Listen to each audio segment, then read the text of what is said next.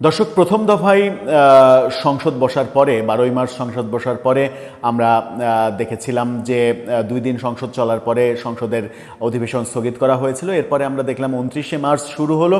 29শে March শুরু হয়ে গত 3-4 দিন ধরে সংসদে ব্যাপক উত্তেজনা চলছে এবং আজকেও বিরোধী দল ওয়াকআউট করেছে। ওয়াকআউটের ওই একটাই ইস্যু, সেটা হচ্ছে যে সাংবিধানিক পরিষদ গঠন করতে হবে, গণভোট বাতিল করা যাবে না, সাংবিধানিক পরিষদের সদস্য হিসেবে শপথ নিতে হবে, জুলাই সনদ বাস্তবায়ন করতে হবে। এই ব্যাপার নিয়েই তুমুল আলোচনা চলছে।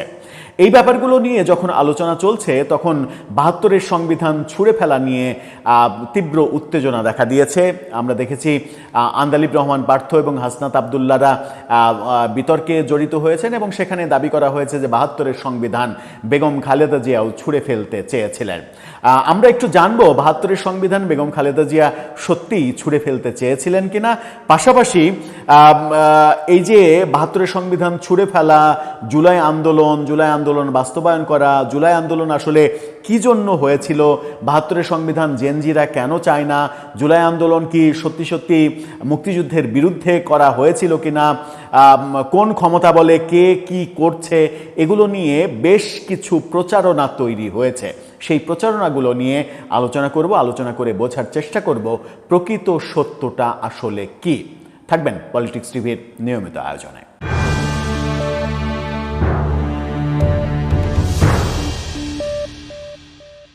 দর্শক, বলছিলাম সংসদের তুমুল উত্তেজনার কথা। তার আগে একটি মানবিক ব্যাপার বলতে চাই। ফুড ফর অল, সবার জন্য খাদ্য, এই স্লোগান নিয়ে 5 জন তরুণ সাধারণ অসহায় ক্ষুধার্ত মানুষের পাশে রান্না করা খাবার নিয়ে দাঁড়াতে চাইছে। তাদের উদ্যোগের পাশে আমরা দাঁড়িয়েছি। ডেসক্রিপশন বক্সে তাদের চ্যানেলের লিঙ্ক দেওয়া আছে, ফুড ফর অল।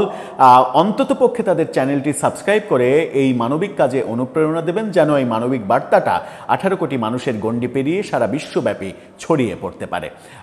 আলোচনায় ফিরে যাচ্ছি। মূল আলোচনা যেটা করছিলাম সেটা হচ্ছে যে 72-এর সংবিধান ছুঁড়ে ফেলা, জুলাই বিপ্লবটা আদতে কি জন্য হয়েছিল, বর্তমানে সংসদে যে উত্তেজনা চলছে সেই উত্তেজনাগুলোর প্রেক্ষাপটগুলো কি, সেগুলো নিয়ে একটু আলোচনা করব। প্রথমে আসা যাক 72-এর সংবিধান ছুঁড়ে ফেলার কথা। 72-এর সংবিধান ছুঁড়ে ফেলতে চাইছেন এখনকার জেনজি প্রজন্মের প্রতিনিধি যারা সংসদে গিয়েছেন এবং জামাত, মূলত বিরোধী দল, তারা 72-এর সংবিধান ছুঁড়ে ফেলতে চান। এটা নিয়ে আন্দালিব রহমান পার্থ বলেছিলেন যে 72-এর সংবিধান ছুঁড়ে ফেলতে চান কি এই কারণে যে 71-এর পরাজয়ের গ্লানি আপনাদের মনে পড়ে যায়। সেই কথা বলতে গিয়েই হাসনাত আবদুল্লাহ পাল্টা উত্তরে বলেছিলেন যে 72-এর সংবিধানের ইস্যুতে আন্দালিব রহমান পার্থ আমাদেরকে স্বাধীনতা বিরোধী রাজাকার বলে আখ্যা দিলেন পরোক্ষভাবে। যে সংবিধান বেগম খালেদা জিয়া, তাদের নেত্রী বেগম খালেদা জিয়াও ছুঁড়ে ফেলতে চেয়েছিলেন। সত্যি কি তাই, নাকি মিথ্যা কথা বলেছেন হাসনাত আবদুল্লাহ সংসদে? চলুন বেগম খালেদা জিয়ার সেই বক্তব্যে একটু ফিরে যায়। বেগম খালেদা জিয়া বক্তব্যটা, তার যে বক্তব্য নিয়ে এখন কথা হচ্ছে, সেই বক্তব্যটা তিনি দিয়েছিলেন 2011 সালের 13ই জুলাই। কি বক্তব্য ছিল? সেই বক্তব্যেও প্রকাশিত হয়েছিল বিডি নিউজ 24-এ। বিডি নিউজ 24-এ কি শিরোনাম হয়েছিল? সেখানে বলা হয়েছিল, শিরোনামটা দেখে নিন, 13ই জুলাই 2011। সেখানে বলা হয়েছিল সংশোধনী ছুঁড়ে ফেলা হবে খালেদা। এই বক্তব্য তিনি তার নিউজের ভেতরের একটা স্ক্রিনশট আপনারা দেখে নিন। সেখানে বলা হচ্ছে যে Dhaka July 13, bdnews24.com, BNP chairperson Khaleda Zia বলেছেন সরকার পরিবর্তনের পর সংবিধানের সংশোধনী ছুঁড়ে ফেলে দেয়া হবে। বুধবার দলটির গণ অনশন কর্মসূচিতে বক্তব্যে খালেদা জিয়া বলেন, আওয়ামী লীগ আজীবন ক্ষমতায় থাকার জন্য তত্ত্বাবধায়ক সরকার ব্যবস্থা বাতিল সহ বিভিন্ন সংশোধনী এনেছে। আমরা বলতে চাই এসব সংশোধনী আওয়ামী লীগের ইস্তেহার, এটা জনগণ মানে না। তাই আগামী সরকার পরিবর্তনের পর এসব সংশোধনী ছুঁড়ে ফেলে দেয়া হবে। তিনি কখনোই বলেননি যে 72-এর সংবিধান ছুঁড়ে ফেলে দেওয়া হবে। তিনি বলেছেন যে আওয়ামী লীগ সরকার যে তত্ত্বাবধায়ক সরকার ব্যবস্থা বাতিল করেছে, প্রথমে কোর্টের রায়, তারপরে সংসদে সেটা পাশ করেছে, তত্ত্বাবধায়ক সরকার ব্যবস্থা বাতিল করে দিয়েছে, সেই সংশোধনী তিনি ছুঁড়ে ফেলে দেবেন। তারপরে বলা হচ্ছে যে গত 30 জুন সংবিধানে পঞ্চদশ সংশোধনী সংসদে পাশ হয়, এর মাধ্যমে বাতিল হয় তত্ত্বাবধায়ক সরকার ব্যবস্থা। এর আগে সুপ্রিম কোর্ট এক রায়ে তত্ত্বাবধায়ক সরকার বিষয়ক সংবিধানের ত্রয়োদশ সংশোধনী বাতিল করে। বিএনপি শুরু থেকেই সংবিধান সংশোধনীর বিরোধিতা করে আসছিল এবং 30 জুন যে ঘটনাটা ঘটে সেই ঘটনার প্রেক্ষিতে 2011 সালের 13 জুলাই বেগম খালেদা জিয়া বলেছিলেন যে এই সংশোধনী ছুঁড়ে ফেলে দেওয়া হবে। অর্থাৎ হাসনাত আবদুল্লাহর যে বক্তব্য, সেই বক্তব্য ভুল বক্তব্য, মিথ্যা বক্তব্য। বেগম খালেদা জিয়া কখনোই বলেননি 72-এর সংবিধান ছুঁড়ে ফেলে দেওয়া হবে। সুতরাং ওই আন্দালিব রহমান যে বলেছেন যে 72-এর সংবিধান ছুঁড়ে ফেলে দিতে চান, এই কারণেই যে 71-এর পরাজয়ের গ্লানি আপনাদের মনে পড়ে যেন আর না যায়, এই সংবিধান না থাকলে আপনাদের ওই গ্লানি আর মনে পড়বে না, এই কারণেই ছুঁড়ে ফেলে দিতে চান। হাসনাত আবদুল্লাহ পাল্টা বললেন যে তাদেরকে স্বাধীনতা বিরোধী রাজাকার হিসেবে আখ্যা দেয়া হয়েছে। আদতে জুলাই আন্দোলনের প্রেক্ষাপটটা কি ছিল? এই ফটোকার্ডটা দেখে নিন, যেখানে হান্নান মাসুদকে নিয়ে, হান্নান মাসুদ 29 মার্চ সংসদ বসার দিনই তিনি বলেছেন যে জেনজিরা 72-এর সংবিধান চায় না।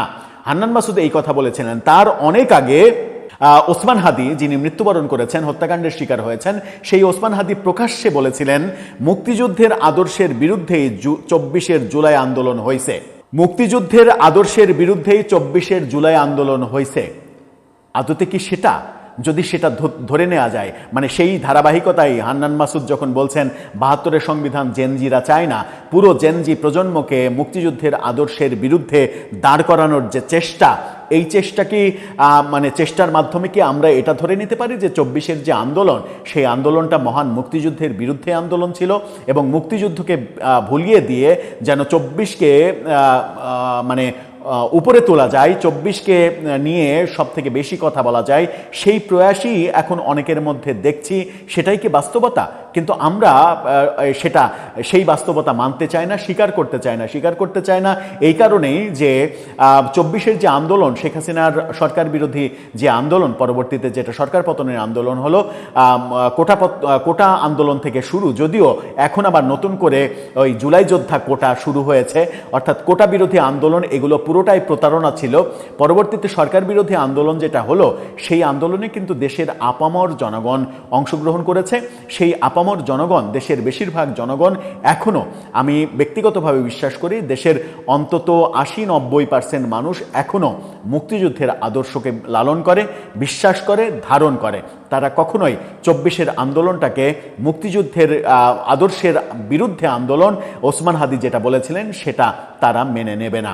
আবার আরেকটা বক্তব্য এসেছে, সেটা হচ্ছে যে সংসদে হাসনাত আবদুল্লাহ বলেছেন, এই ফটোকার্ডটা দেখে নিন।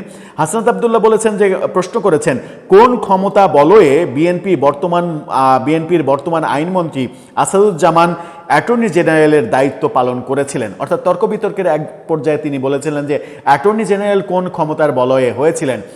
তৎকালীন অ্যাটর্নি জেনারেল, বর্তমান আইনমন্ত্রী আসাদুজ্জামান, তিনি বলছেন যেই ক্ষমতার বলয়ে এনসিপির বর্তমান চেয়ারম্যান নাহিদ ইসলাম শপথ নিয়ে উপদেষ্টার দায়িত্ব পালন করেছিলেন, সেই একই ক্ষমতা বলয়ে আমিও অ্যাটর্নি জেনারেলের দায়িত্ব পালন করেছি।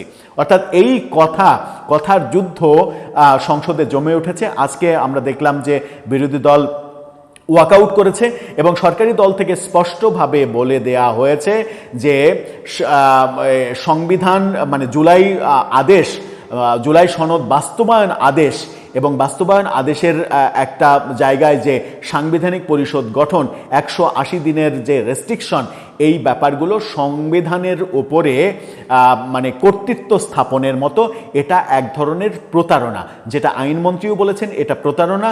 স্বরাষ্ট্রমন্ত্রী সালাউদ্দিন আহমেদ তিনিও বলেছেন অন্তর্বর্তী সরকারের একটা প্রতারণা। অর্থাৎ অন্তর্বর্তী সরকার যে জাতির সঙ্গে একটা প্রতারণা করেছে এবং সেই প্রতারণাটা যে মহান 71-এর চেতনাকে রিসেট বাটনে মুছে দেয়া এবং 72-এর সংবিধানকে অবমাননা করা, ছুঁড়ে ফেলে দেয়া, সেই ব্যাপারগুলো বিএনপি শক্ত হাতে মোকাবেলা করছে।